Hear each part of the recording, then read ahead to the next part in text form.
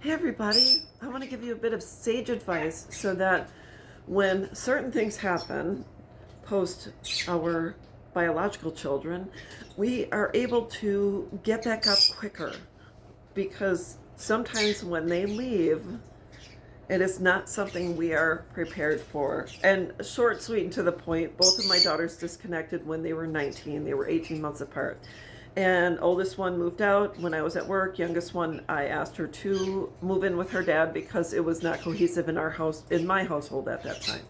And so when they left, they disconnected and they started their adult lives without me, which is not something I ever thought would happen.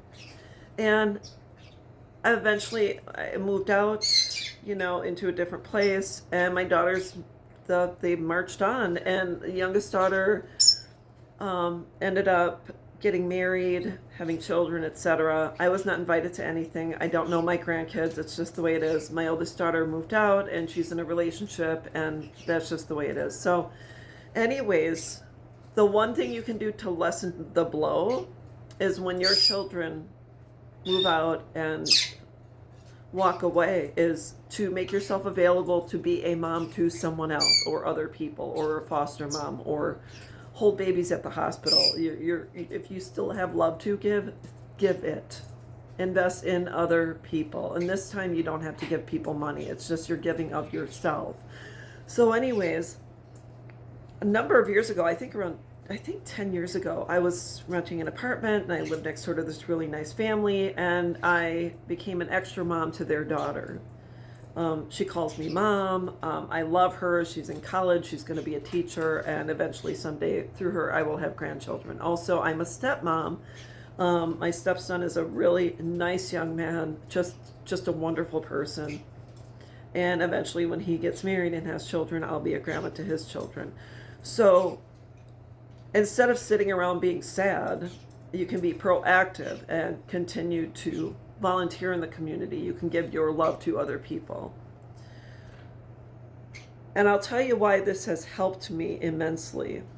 When your children walk out of your life and you are not included on things you assumed you would be as they got older, which is college graduations and their birthdays, and when they get engaged and your daughter gets married and she gets pregnant and she's going to her first ultrasounds and eventually giving birth, and you thought you would be there and you always wanted to be called grandma. And that doesn't stop with our children. They are not the only people in this world. I know it hurts and I know it stings. I am living proof you can survive.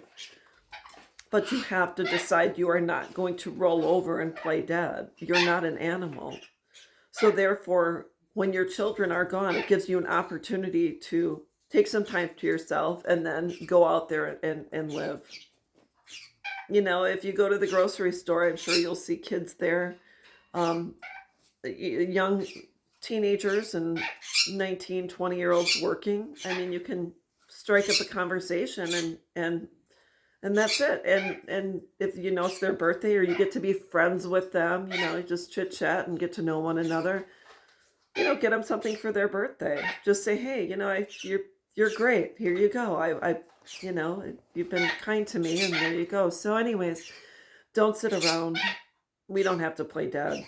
That's not our job. Our job is to continue living, thriving, and being of service to others in this world. That's what we are made for. That's why you wanted to be a mom, because you wanted to give your love to someone, and then you wanted to receive that love as well.